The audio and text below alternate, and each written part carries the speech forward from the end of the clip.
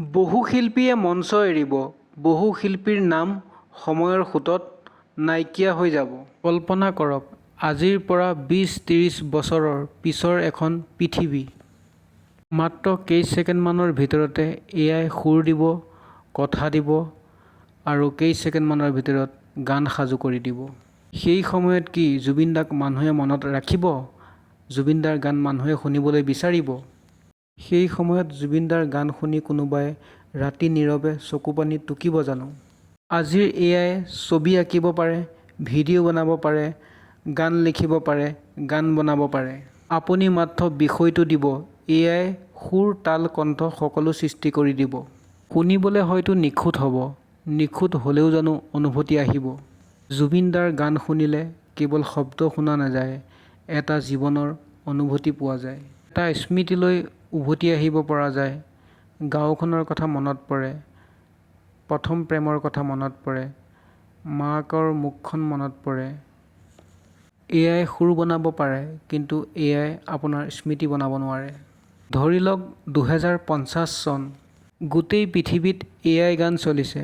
মঞ্চত এআই, ৰেডিঅ'ত এআই, টিভিত এআই, সকলোতে এআই। হঠাৎ এজন বৃদ্ধই মোবাইলত এটা পুৰণি গান চলালে।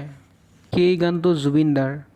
কাষতে থকা নাতিয়েকে সুধিলে, ককা, এই গানটো কোনে বনাইছে?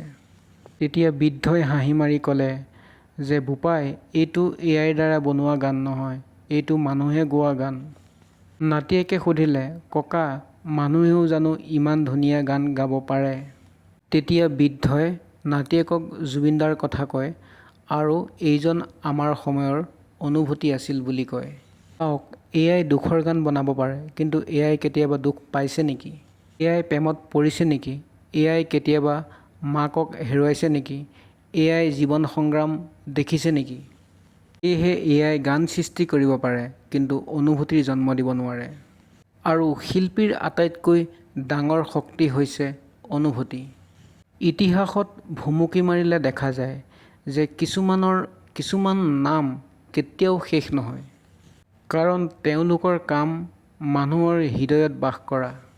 জুবিন দাৰ গানো তেনেকুৱাই, যি মানুহৰ হৃদয়ত বাস কৰে। নতুন প্ৰজন্ম আহিব, পুৰণি প্ৰজন্ম যাব। প্ৰযুক্তি সলনি হ'ব, কিন্তু মানুহৰ অনুভূতি সলনি নহয়। হয়তো এদিন এআই হাজাৰ হাজাৰ কোটি কোটি গান বনাব। কিন্তু সেই হাজাৰ হাজাৰ কোটি কোটি গানৰ ভিতৰতো কোনোবাই বিচাৰিব সেই পুৰণি অনুভূতি, সেই পুৰণি কণ্ঠ, সেই পুৰণি যাদু। আৰু হয়তো তেতিয়া আকৌ বাজিব জুবিন দাৰ গান। বন্ধুসকল, এআই গান সৃষ্টি কৰিব পাৰে, কিন্তু এআই ইতিহাস সৃষ্টি কৰিব নোৱাৰে। এআই সুৰ সৃষ্টি কৰিব পাৰে, কিন্তু এআই আত্মা স্পৰ্শ কৰা অনুভূতি সৃষ্টি কৰিব নোৱাৰে।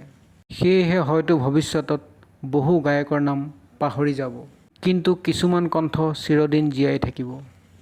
প্ৰযুক্তি সলনি হ'ব পাৰে, কিন্তু অনুভূতিৰ কোনো বিকল্প নাই। এআই কণ্ঠ অনুকৰণ কৰিব পাৰে, এআই শব্দ সজাব পাৰে, কিন্তু এআই সেই ৰাতিটোৰ অনুভূতি জানেনে? যেতিয়া এজন মানুহে অকলে বহি নিজৰ জীৱনৰ দুখবোৰ মনত পেলাই গান শুনে, এআই সেই আনন্দ অনুভৱ কৰিব পাৰেনে? য'ত প্ৰেমিক প্ৰেমিকাই একেটা গানকে শুনি নিজৰ স্মৃতি জীয়াই ৰাখিব বিচাৰে। এআই সেই চকুপানীৰ মূল্য জানেনে? যিটো এটা গান শুনিলে আপোনা আপুনি ওলাই আহে চকুৰ পৰা? সম্ভৱত নহয়। কাৰণ সংগীত কেৱল শব্দ নহয়, সংগীত হ'ল অনুভূতি। সংগীত হৈছে স্মৃতি, সংগীত হৈছে মানুহৰ জীৱনৰ এখন জীৱন্ত ডায়েৰী। আৰু এই কাৰণেই সকলো গান একে নহয়। কিছুমান গান শুনা যায় আৰু কিছুমান গান অনুভৱ কৰা যায়। জুবিন দাৰ গান দ্বিতীয় শ্ৰেণী, যিবোৰ কাণেৰে শুনা নাযায়, অন্তৰৰ পৰা অনুভৱ কৰা যায়। সময় সলনি হ'ব, প্ৰযুক্তি সলনি হ'ব। আজিৰ এআই কাইলৈ আৰু শক্তিশালী হ'ব। হয়তো এদিন এনে সময় আহিব, যেতিয়া এআই সম্পূৰ্ণ কনচাৰ্ট চলাব। এআই নতুন নতুন শিল্পী সৃষ্টি কৰিব, বিশ্বজুৰি কোটি কোটি গান বনাব। কিন্তু সেই সময়ত কোনোবাই নিজৰ মোবাইলৰ পুৰণা প্লে'লিষ্ট খুলিব আৰু তাত বাজি উঠিব এটা চিনাকি কণ্ঠ। যিটো কণ্ঠই অসমক হাঁহিবলৈ শিকাইছিল, অসমক কান্দিবলৈ শিকাইছিল। যিটো কণ্ঠই অসমক প্ৰেমৰ ভাষা শিকাইছিল।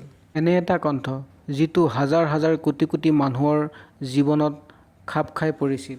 এইটো কণ্ঠই হ'ল জুবিন দা। হয়তো ভৱিষ্যতৰ প্ৰজন্মই নতুন নতুন প্ৰযুক্তিবিদ্যা ব্যৱহাৰ কৰিব। কিন্তু যেতিয়া তেওঁলোকে অসমীয়া সংগীতৰ ইতিহাস বিচাৰিব, তেতিয়া তেওঁলোকে জানিব বিচাৰিব যে এটা কণ্ঠই কেনেকৈ লাখ লাখ মানুহৰ হৃদয় জয় কৰিছিল। তেতিয়া তেওঁলোকে শুনিব আকৌ জুবিন দাৰ গান। কাৰণ কিছুমান শিল্পী কেৱল সফল নহয়, সময়ৰ অংশ হৈ পৰে। এটা যুগৰ প্ৰতীক হৈ পৰে। যুগ শেষ হৈ গ'লেও প্ৰতীক কেতিয়াও শেষ নহয়। সেয়েহে কোৱা হয়, এআই গান সৃষ্টি কৰিব পাৰে, কিন্তু কিংবদন্তি সৃষ্টি কৰিব নোৱাৰে।